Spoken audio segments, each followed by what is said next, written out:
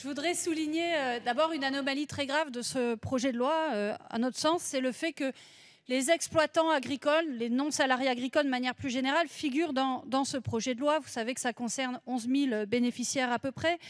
Vous savez que les exploitants agricoles bénéficiaires du RSA et leurs conjoints, en réalité, travaillent, et souvent travaillent 50, 60, 70 heures par semaine.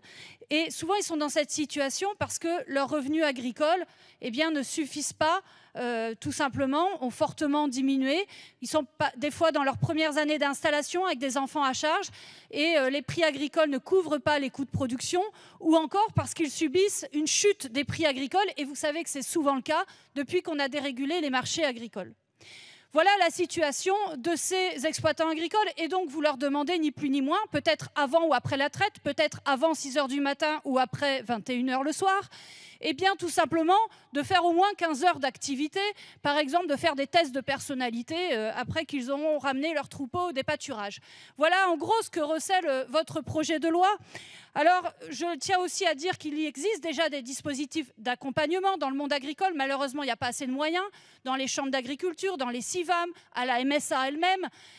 Et donc, vous voyez bien que ce projet de loi, en incluant les exploitants agricoles et leurs conjoints, est absolument non approprié pour cette catégorie. Et donc, nous proposons tout simplement d'exclure les non-salariés agricoles de ce projet de loi, qui n'est absolument pas adapté à leur réalité et leurs besoins.